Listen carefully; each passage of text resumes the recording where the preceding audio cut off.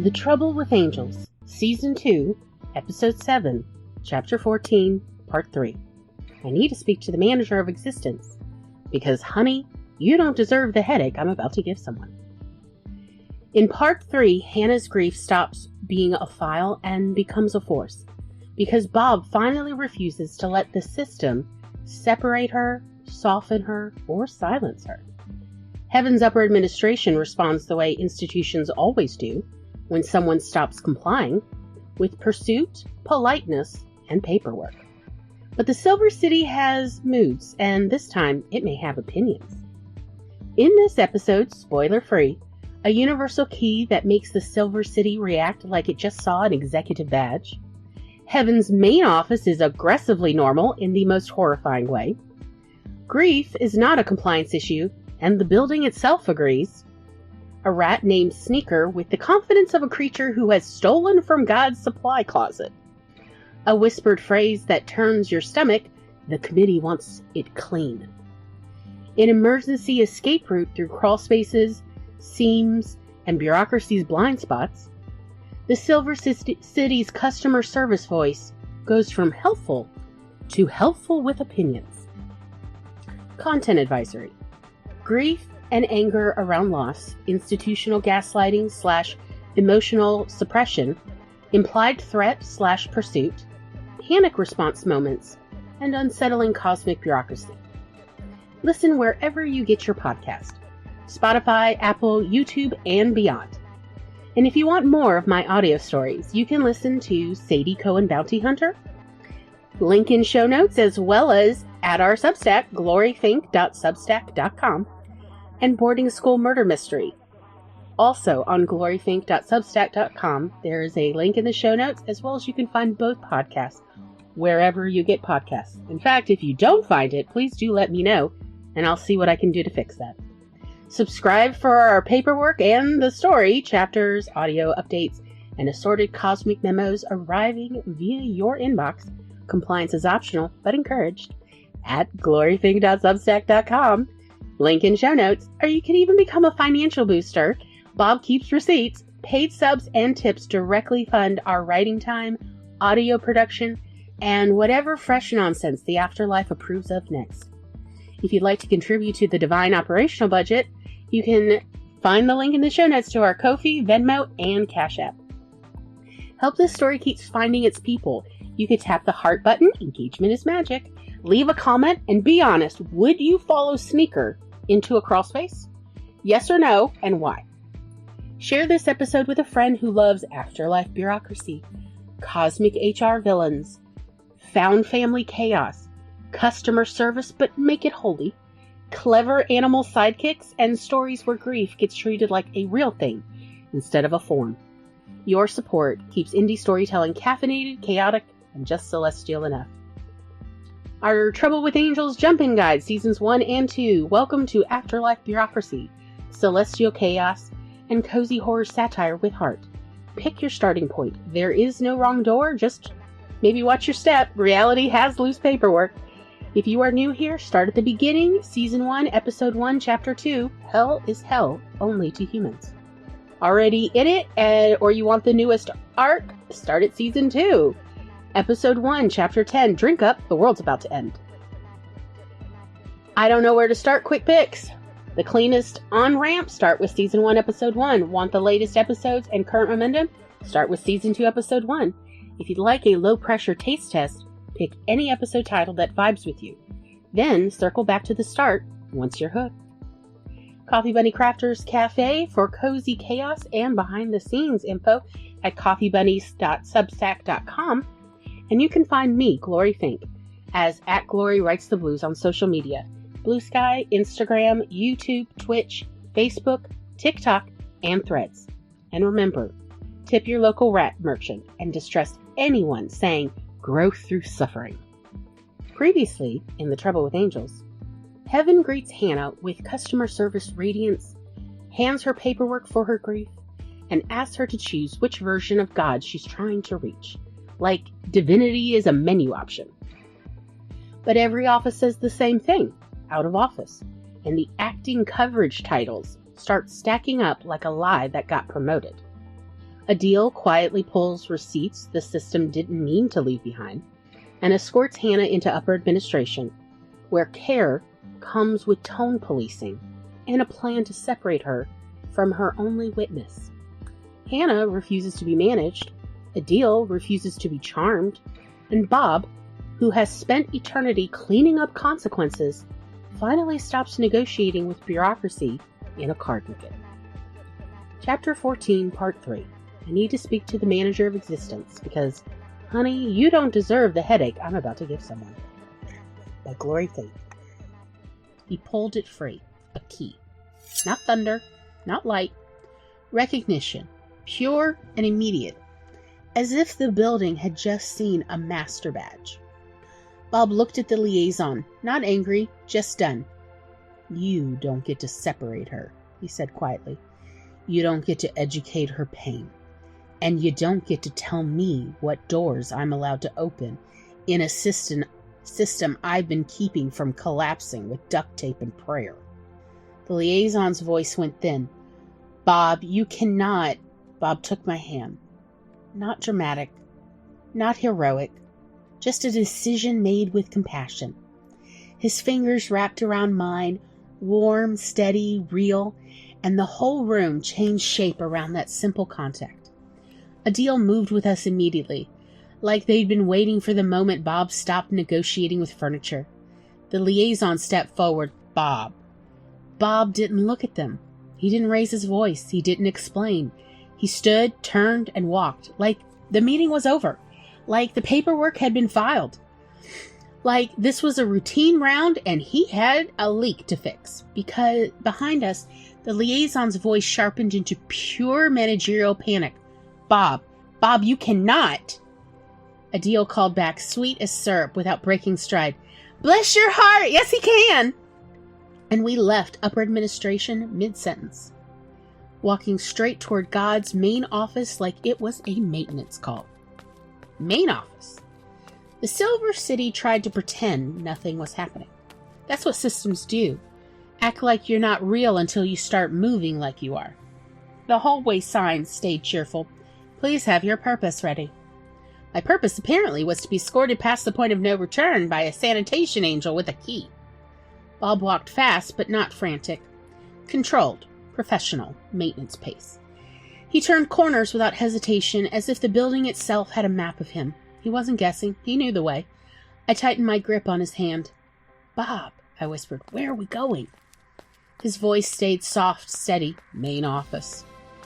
Adil walked on my other side, like a court clerk escorting a witness. Posture casual, eyes scanning hallway seams with practiced vigilance. You do this often? Adil asked, too light, trying to keep the air breathable. No, Bob said. Adil hummed, Well, it's a terrible time to start, which is how I know it's probably the right time. We passed a door labeled Authorized Personnel Only. Also, please hydrate. Bob didn't slow. No badge, no request. He reached into his pocket. I felt it before I saw it, like the air had a memory. The key wasn't big. That would have been too theatrical. It was small, plain, almost mundane. And yet, everything around us reacted as if the universe had just watched someone unsheath a blade. No flickering lights, no trembling walls, just a subtle shift. And the vibe changed, like the building held its breath. Bob slid the key into the lock, a soft click. Clean, final, the kind that says, this was always meant to open. He pulled the door open like he'd done it 1,000 times, except I could feel in his hand that he had not. And we stepped through. The corridor beyond wasn't brighter, it was quieter. No, not silence, more like the absence of office noises you only notice once it stops.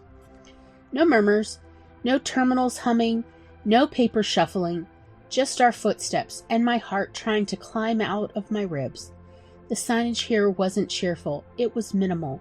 A single plaque on a plain door, main office. No department name, no subheading, no instructions. Just those 2 words like a dare. Adil let out a soft exhale, almost reverent. Well, they whispered, that's disappointingly normal. Bob's thumb rubbed across my knuckles once, tiny grounding motion. He didn't look at me, but his voice gentled. Stay close, he said. I am literally holding your hand, I whispered. A ghost of a smile moved in Bob's cheek. Close, he said anyway. Adil's voice stayed light, but their eyes were sharp. They're going to notice you're gone. Bob's answer was quiet, final. They already noticed. He used the key again. Click. The door opened, and nothing. No throne, no lighting, no choir, no pressure of holiness, just a room. A big office with a desk that looked like it had never been sat at. The air didn't smell like incense. It smelled like nothing? Like the room had been sealed from time? Everything was pristine, but not in a polished love way, in a way that said unused. The chair behind the desk looked like it had been waiting forever for someone to come back and make it matter. My throat tightened. My rage tried to become nausea. Bob stepped in first, like a person entering a hazardous space. I took one step into the room and felt the absence like weight. Adil hovered at the threshold for half a second, then followed, closing the door behind us gently, as if loudness could wake something. "This is it," I whispered. Bob's voice was barely audible. "Yes." My eyes caught on details like a detective who didn't want to be a detective. A desk, a blotter, a pen cup that held no pens. A bookshelf with nothing taken down.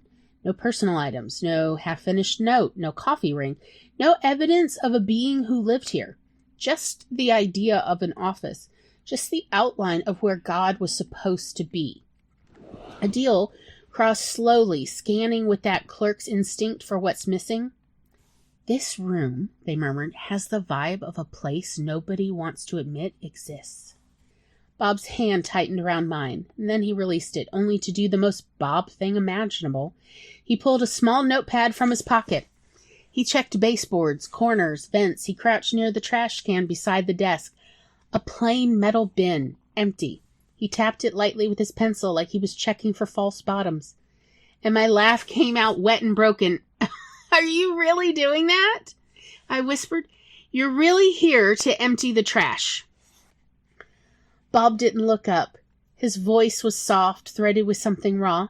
"It's what I've been tasked to do," he said. I stared at the empty bin.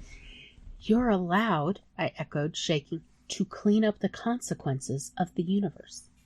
Bob's shoulders rose and fell once. Adil stood still, eyes sweeping the room, their warmth dimmed into sober focus. "Okay," they whispered. "Okay. So, if nobody's here," they didn't finish because the rest was terrifying. "If nobody's been here, then everyone's been pretending. If nobody's been here, then the out of office isn't new. If nobody's been here, then the system isn't failing, it's functioning as designed." Bob straightened slowly, looked at the desk, the chair, then the door, like he could feel the building listening. "Keep your voice down," he murmured. Adil swallowed. "Bob, do you think—" A small sound came from behind the desk. Not scary. A tiny rustle, like paper. Like something small shifting where it shouldn't. Bob went utterly still. Adil's eyes widened a fraction. I held my breath so hard my lungs hurt. And then, slowly, something moved in the shadow beneath the desk. Something small. Something alive. Something that did not belong in a pristine sealed room. A pair of beady eyes blinked up at us. And a familiar, impossible voice, too small to contain the weight of what it was saying, said, "Oh, A rat, not just any rat, a rat with the calm confidence of a creature who knew more than we did. It tilted its head as if assessing whether we were friend or threat.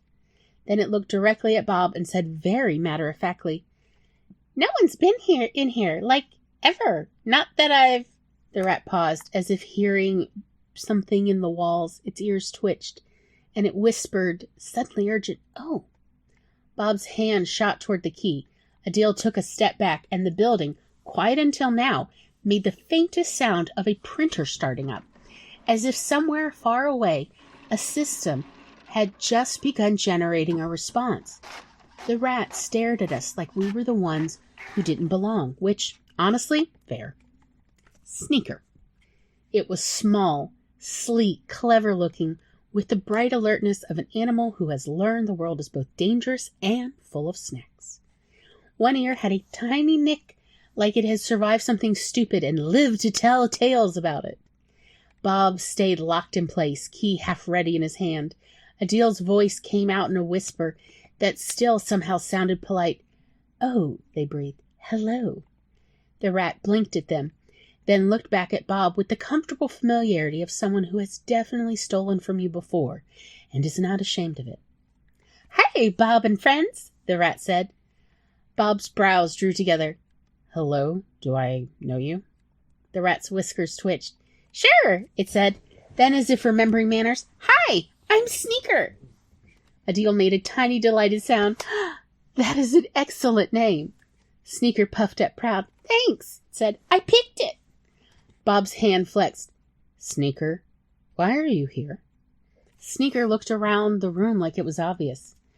"This is a supply closet," it said. I stared. "This is what?" "A supply closet," Sneaker repeated matter of fact.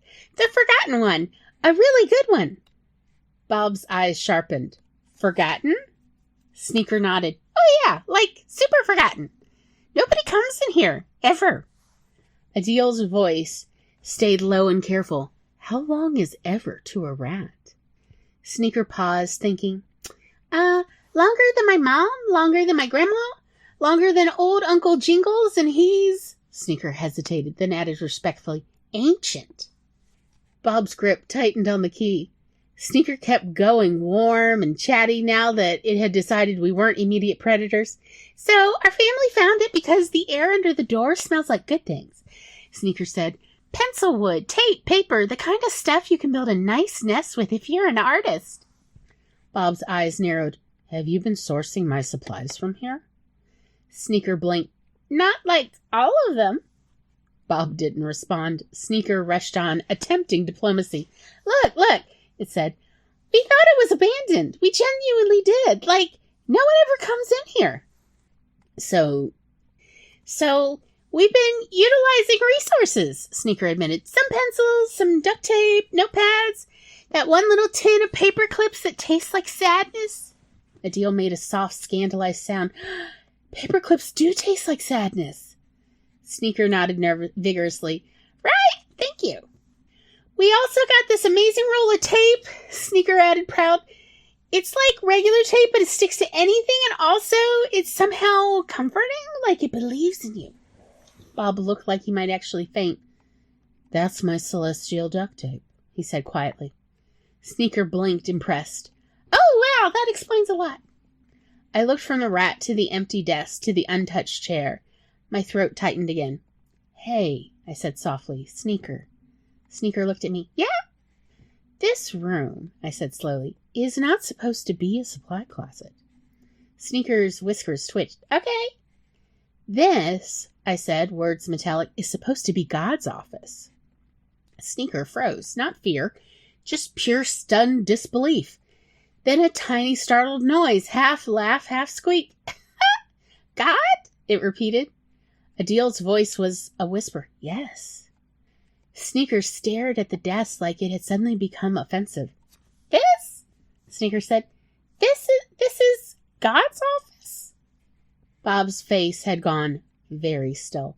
Sneaker looked back at me, then at Bob, then at Adil, like we were pranking a hard-working rodent. "Okay," Sneaker said slowly. "First of all, rude, because this place has great supplies. Second of all, no, it can't be." "It is," I whispered. Sneaker's ears flattened. "But nobody's ever—" "I know," I said, voice cracking. "That's the problem." Sneaker glanced toward the door, suddenly alert again. "Our whole colony thought it was a forgotten supply closet," it said quietly. "We've been using it for a while. Pierre said it was safe because it's not on anybody's route." Adil's expression tightened. "Not on anybody's route." Sneaker nodded then, almost apologetic, added, "I'm not trying to be disrespectful to your God or whatever, but if this is their office, why is it full of Bob's stuff?" Bob's eyes flicked to the trash can, the empty bin, the notepads, the pencil cup. My stomach dropped. Oh, I breathed. Oh my God. Sneaker tilted its head and asked the most devastating question in the universe with the casual tone of someone asking where the bathroom is. So, Sneaker said, if this is God's office, where's God? No thunder answered. No light, no presence, just the hum of nothing and the distant sense of a system somewhere printing paperwork about our existence. Adil looked at Bob. Bob looked at the empty chair, and I realized with a clarity that felt like grief all over again, the system hadn't been keeping God away from me. It had been keeping us away from the fact that God was already gone. The committee wants it clean. Sneaker's nose twitched like it had caught a scent it didn't like. It flicked its eyes to the ceiling like the ceiling might be listening. Okay, it said, lowering its voice. So, Pierre told us not to talk about this with, it gestured vaguely upward, officials? Adil held up both hands, palms out. Baby, I am a window clerk. I am barely an official. I'm more of a decorative civic feature. Sneaker stared at them, then snorted what I can only describe as a rodent laugh. Okay, yeah, it said. Fair, you had that vibe. Bob's voice was quiet. Sneaker. Right, Sneaker said, scooting closer to the base of the desk like it wanted cover while it gossiped. So, there's been people. Adil's eyes sharpened. People? Angels, Sneaker clarified, but like weird angels. Bob's breath went shallow. Define weird. Sneaker shrugged tiny shoulders. You know how some angels look at you like you're a creature with a soul, and some angels look at you like you're a problem they can file? Adil murmured, mm-hmm. Okay, so, Sneaker continued, the file angels, my stomach turned. They started showing up a while back, Sneaker said. Not in here, because they don't know about this room, I don't think, but in the hallways nearby. And they weren't doing normal rounds, Sneaker added. They were sniffing. Bob's eyes narrowed. Sniffing? Sneaker nodded. Like, they were looking for a smell, a trace, like they knew something was missing, and they were trying to find where the missing should be. Adil leaned in. Did they have names? Sneaker hesitated. They didn't introduce themselves, but they had a phrase. Bob's voice went dangerously still. What phrase? Sneaker lowered its voice further. The committee wants it clean. The room seemed to inhale. Adil's expression stayed pleasant, but their eyes went cold. Clean. Sneaker nodded. Yeah, like clean. Not Bob clean. Not wipe down the counters. More like make sure there's no evidence anything was ever different. Bob's jaw tightened. What were they cleaning? Sneaker looked at me, then away. Questions, it said finally. They were cleaning up questions. And right then, like the building had been waiting for that exact word, the printer sound in the walls got steadier. Paper feeding into rollers, a system waking up, generating a response. Sneaker's ears flattened. They're going to come, it whispered, because nobody comes in here. It looked at Bob. And you just did. Crawl space. Bob didn't argue. He didn't freeze. He moved like an angel who'd been doing emergency drills for centuries. Adil, he said quietly. Adil was already nodding, one hand hovering near my elbow like they could keep me from shattering by sheer customer service excellence. Back call route? They asked. Bob's eyes flicked to Sneaker. Can you lead? Sneaker puffed up like it had been asked to do something noble and also extremely ratty. Yeah, it said. Yeah, follow me. Quiet feet. I blinked through the panic. We're following a rat? Adil gave me a tight little smile. Friend, in this building, the rats have the best union. Sneaker scurried to the baseboard behind the desk and nosed at a tiny gap that looked impossible until you noticed how perfectly it lined up with a wall seam, like someone had built it on purpose and then pretended they hadn't. Here, Sneaker whispered, one at a time, and don't touch the sticky dust. That's old.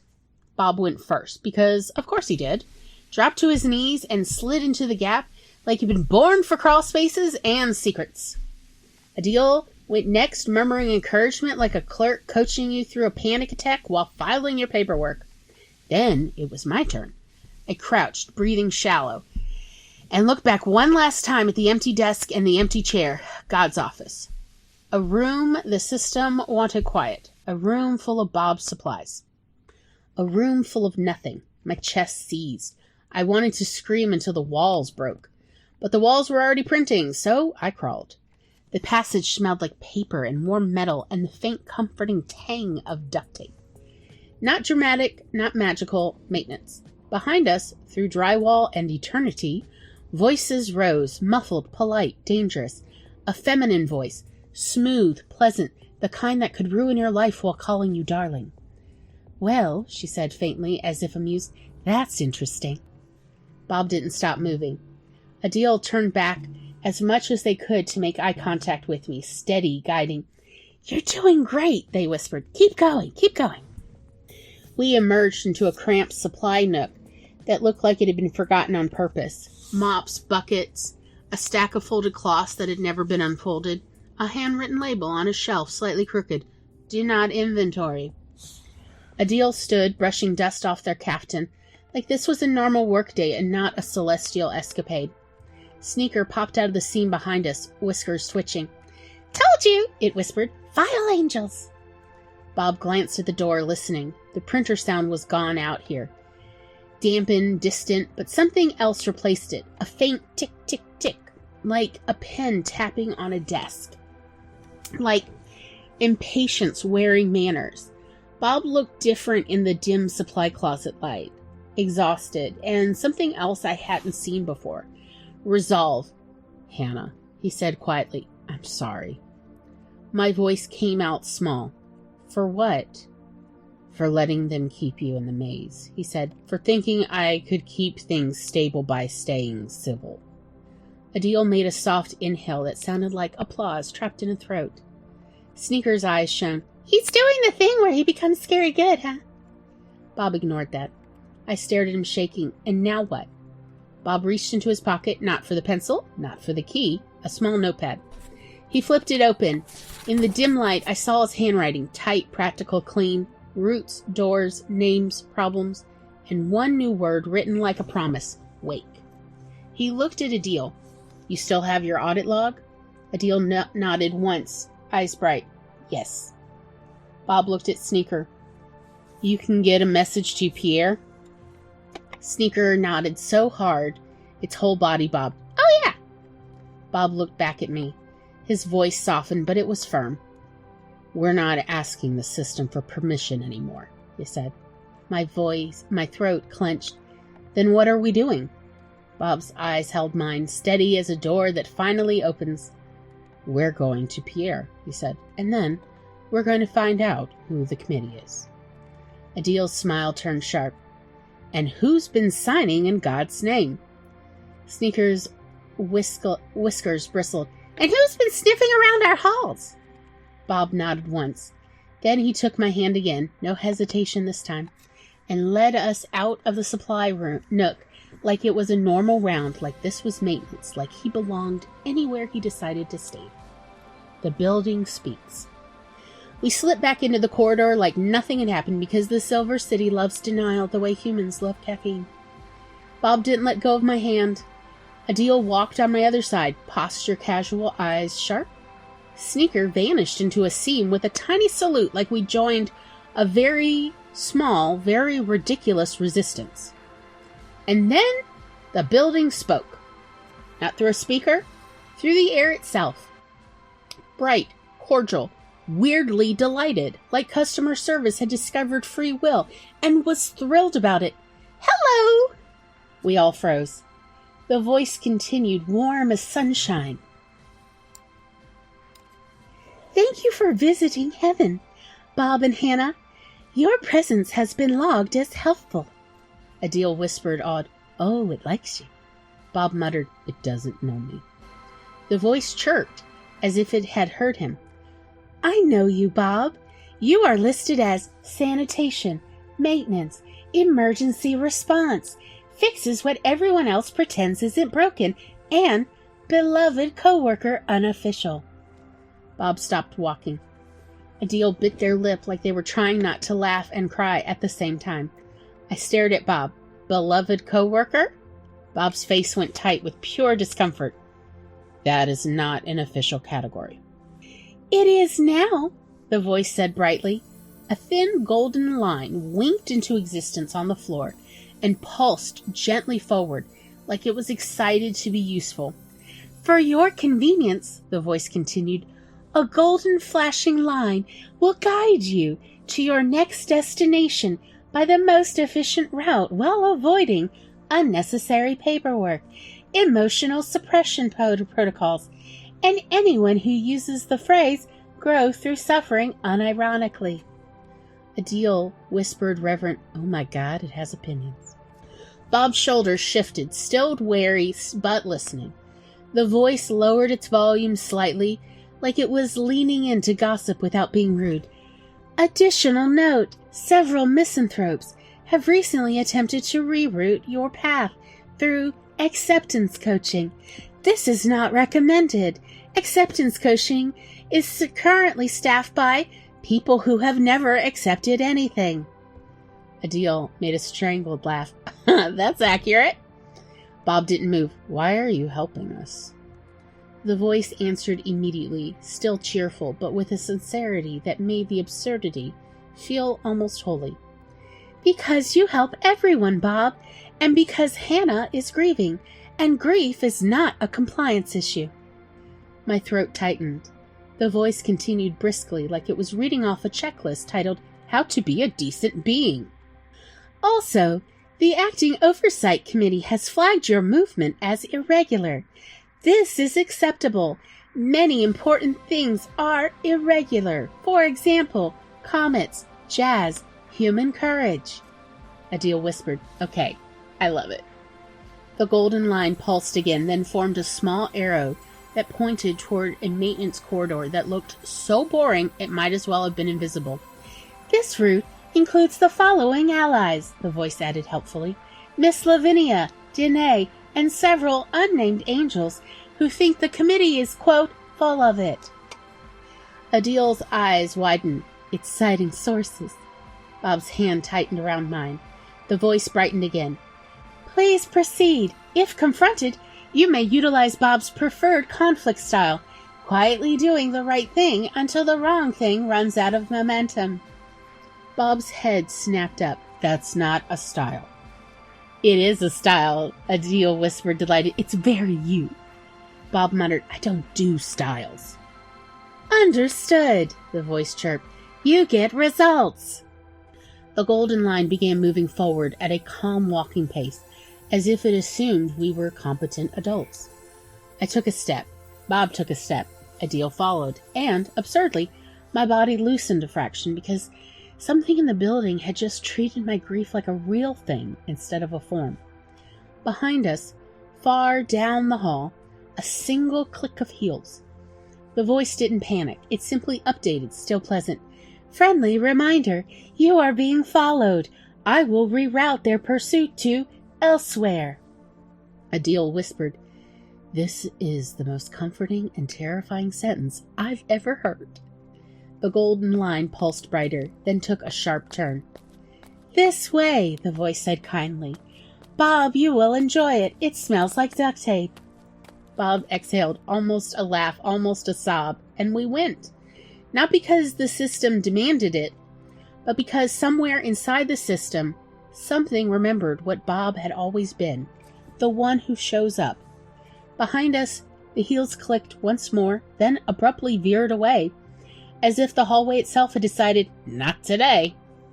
We followed the duct tape-scented path like fugitives in a wellness seminar, and behind us, the system smiled and changed our status to problem interesting. Next time, in The Trouble with Angels, Chapter 15, I was promised mini-golf, not a rogue angel cabal, and yet here we are. Agnes stumbles into a situation that should not exist on any map. A gathering of angels who are very much not following the organizational flowchart, and who seem way too comfortable operating in plain sight. Expect a destination that looks harmless until it isn't, a chorus of forced cheer with something sharp beneath it, and the creeping realization that out of office wasn't a glitch, it was a strategy. Pack snacks, keep your receipts, and if someone offers you a coupon, ask what it really costs. You've been listening to The Trouble with Angels by Glory Fink. If you're listening with grief in your hands, I'm glad you're here. You don't have to muscle through this alone. You deserve care that doesn't ask you to shrink to receive it. If you're in the US or Canada, you can call or text 988 for the Suicide and Crisis Lifeline. In the UK and the Republic of Ireland, Samaritans are available at 116-123. In Australia, Lifeline is 131114. If you're in immediate danger, please call your local emergency number. And if you want to help this story keep finding its people, you can tap the heart button, engagement is magic, leave a comment or a review.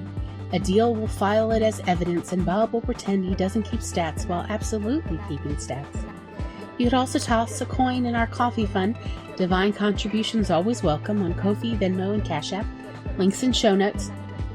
You can also check out The Trouble with Angels at Glorious Magazine, link in show notes, and Coffee Bunny Crafters Cafe, link in show notes. And you can find me, Glory Fink, as @GloryWritesTheBlues on social media. Blue Sky, Instagram, YouTube, Twitch, Facebook, TikTok, and Threads. Alright. Wrap up in your warm blanket, guard your heart, and do not let heaven tone police your grief. Thanks for listening. I'll see you in chapter 15. Goodbye!